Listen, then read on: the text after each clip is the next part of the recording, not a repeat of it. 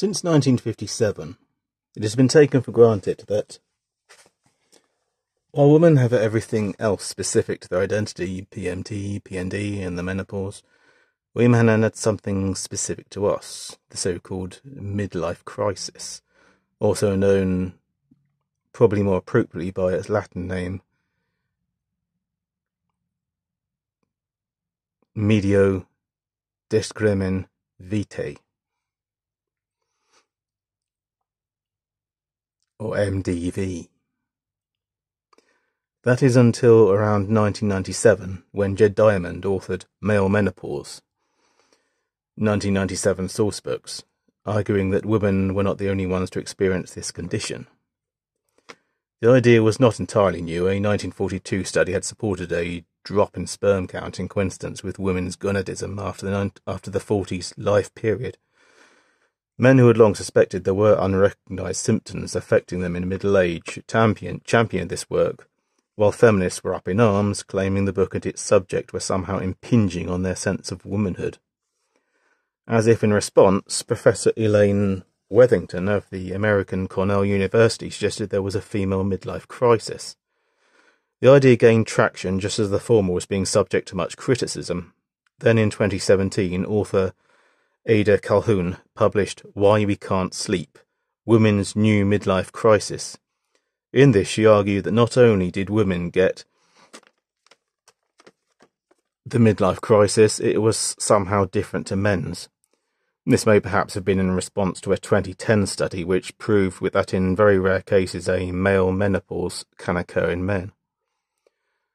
It is sad to me how the changes we go through in life have become just another way to politicise the divisions which are used to control we the populace. Men denigrate wives, women denigrate husbands. Men and women denigrate each other. Some may argue these parallelisms are coincidental, but it is striking how these publications seem so in reaction to one another. What I am less convinced of is the signs of any kind of critical testing of the new argument. While I do not doubt that the menopause carries MLC-like symptoms, the biggest problem with what is essentially an argued-for theory, and a flawed one at that, quite simply, is the changes a woman goes through in midlife are physical/hormonal, and those a man goes through are psychological.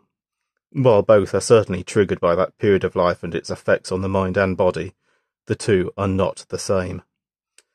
It often wrongly is said that only some men go through the MLC/MDV.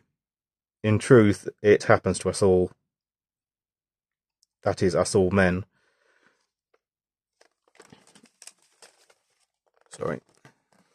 Just in a variety of different ways for different men. This leads to a variety of different ways different men use to cope with it. Some will diet to excruciating lengths to regain something of their old self.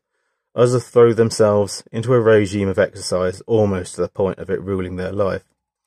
For those like myself who have just hit 40, feelings of not having mastered many skills in our youth can lead us to becoming hobbyists, DIYers, or makers of some sort, craftsmen or jewellers, for example. I put myself in the latter category. But those are the fortunate ones who found a career or lifestyle to stabilise their identities as they face their push closer to older age. One myth I do want to knock on the head here is the popular belief that fear of MLC among men is a fear of their own mortality, of no longer being some dashing young Lothario/ladies man. This is a very superficial view of MLC, one which fails to address its complexities. At its worst, MLC can lead to severe mental health issues that can and have led, tragically, to suicide. A report by the Samaritans found that of the majority of these, middle-aged men from disadvantaged backgrounds were the worst hit.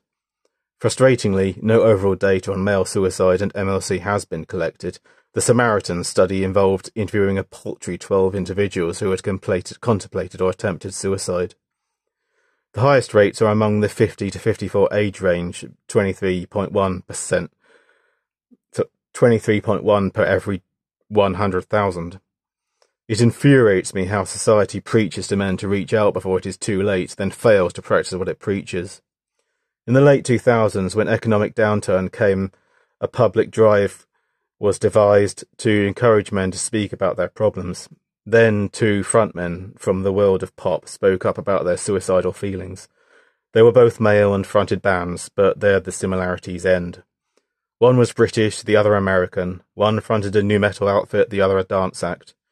Both spoke publicly about these tendencies, but were disregarded in the media, which turned a blind eye. Both would go on to take their own lives. I am conscious of treading on eggs here for fear of being seen to exploit the tragedy of celebrity death by naming the individuals in question. Away from the glare of fame, these were much-loved individuals, beloved of friends and family, whose deaths at 41 and 49 were exacerbated, presumably, by childhood abuse which haunted them throughout their lives and led to them getting hooked on narcotic substances. I believe they should be remembered best as brilliant artists and fathers who managed to live as long as they could in spite of their respective traumas. For the record, their names were Chester Bennington of Linkin Park and Keith Flint of The Prodigy. Feminism has tended to be utterly indifferent to men's issues, but the current attitude is revealing. On a recent chat on Radio 4's Woman's Hour slot, male suicide rates were dismissed as due to our tendency to be more violent. I mean, wow. Just wow. Not because we're in a state of distress, not because as we hit our mid-age our minds are affected psychologically, not because we still receive no support from a society that still misunderstands the reality of MLC. Thanks, feminist women. Really nice to know how much you care about us. The failure to help even male icons in their hours of need was truly a lost opportunity. How can we possibly expect men to seek help now? Male suicide rates far exceed those of women. They are set only to skyrocket now. Feminist commentators argue that we should focus more on suicidal women who they argue attempt suicide more but fail to go through with it. But even this is misleading. Attempting suicide is when you survive the attempt or are talked out of it at the last moment. In the case of women, what is being described is really ideation, where suicide is being contemplated but is then reconsidered. If suicide from MLC is to be tackled at all, it has to be among men themselves. We cannot rely on society at large. This means making the push to actively reclaim our MLC as a specifically male phenomenon, which affects us in our mid-age period and in a number of ways. It isn't just being a Jeremy Clarkson fan or believing you still have it with the ladies. It is about men realising it is not to be dreaded, but embraced as a time to truly explore our full potentials and abilities.